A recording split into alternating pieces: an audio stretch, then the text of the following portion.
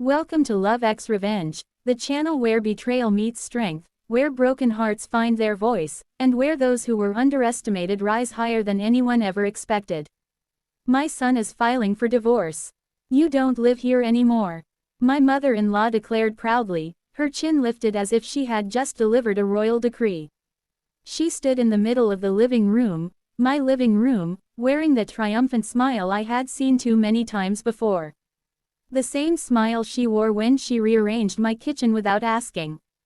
The same smile when she told guests that I still had a lot to learn about being a wife.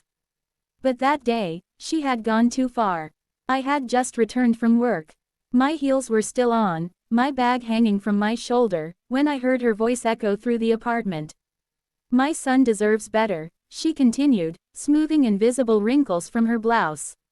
He finally understood that. I set my bag down slowly, calmly. And where is your son now? I asked. At the lawyer's office, she replied proudly. Preparing the documents. The funny thing was, I wasn't surprised. For months, Andre had been distant. Late nights, whispered phone calls on the balcony. Sudden, business trips that smelled suspiciously like perfume. But I wasn't the naive girl who had married him 5 years ago. I had changed. What my dear mother-in-law didn't know was that I had changed faster than all of them. She walked toward the bedroom and opened my wardrobe without hesitation. You can start packing, she said. Take only what you brought into this house. I almost laughed. This house. The mortgage payments had been coming from my bank account for 3 years. The renovation, paid with the bonus I earned after leading a project that saved my company from collapse. The furniture, my parents' wedding gift to us. But she stood there as if she owned every brick. I'm not going anywhere, I said quietly.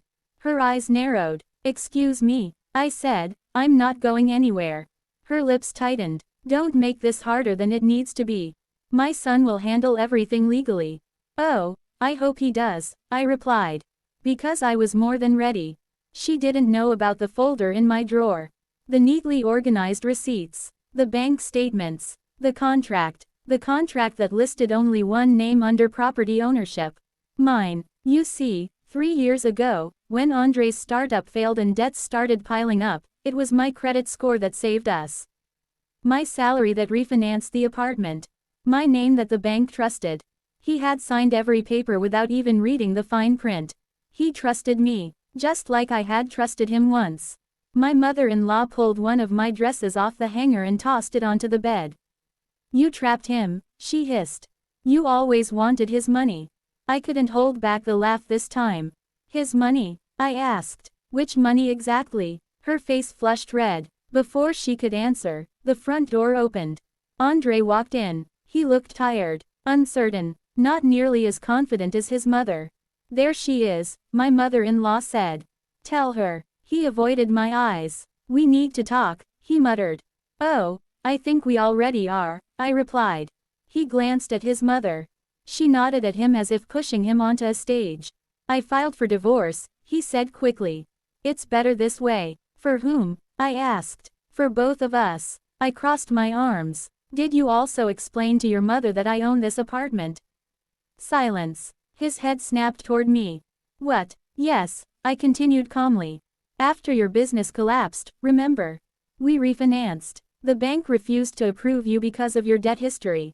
He blinked. So the new contract, I went on, was signed solely in my name. My mother-in-law let out a sharp laugh. That's impossible. I walked to my desk, opened the drawer, and took out the folder.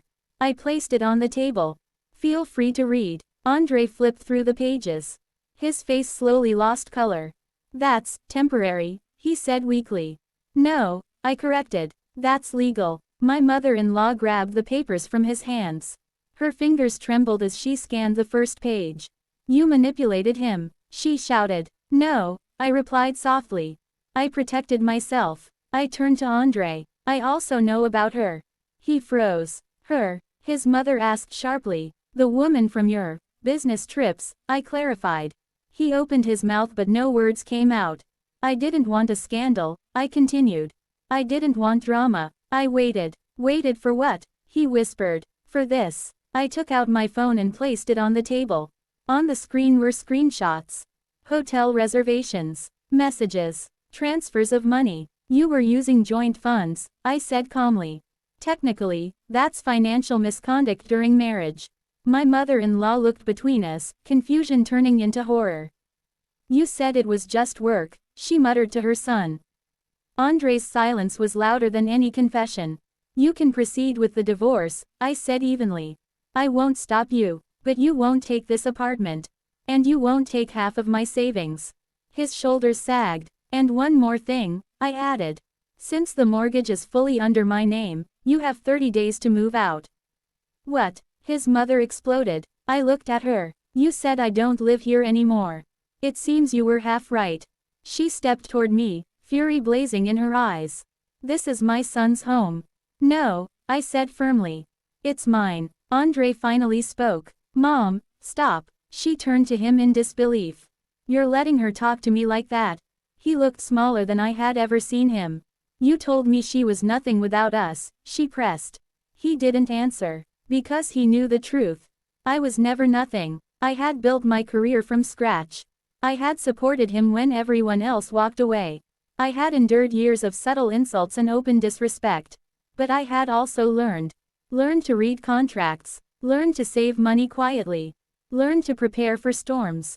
My mother-in-law grabbed her purse. This isn't over, she spat. It is, I replied calmly. She stormed out. The door slammed. Silence filled the room. Andre sank into the chair. I didn't think you'd fight, he admitted. That was your first mistake, I said.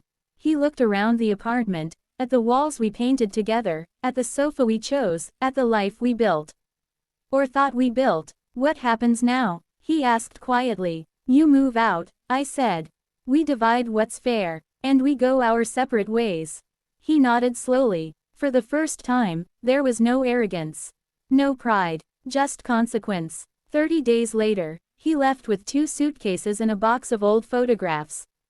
I kept the apartment. I kept my savings. And most importantly, I kept my dignity. A few weeks after the divorce was finalized, I ran into my former mother-in-law at a supermarket. She looked older somehow. She stared at me but didn't say a word. I smiled politely, not out of cruelty, but out of peace. Because revenge isn't always loud. Sometimes, it's simply standing your ground when someone tries to erase you. Sometimes, it's letting them realize that the person they tried to push out was the foundation they were standing on all along. My son made a mistake, she finally muttered. Yes, I agreed softly. And I walked away, not as someone who had been thrown out, but as the woman who stayed.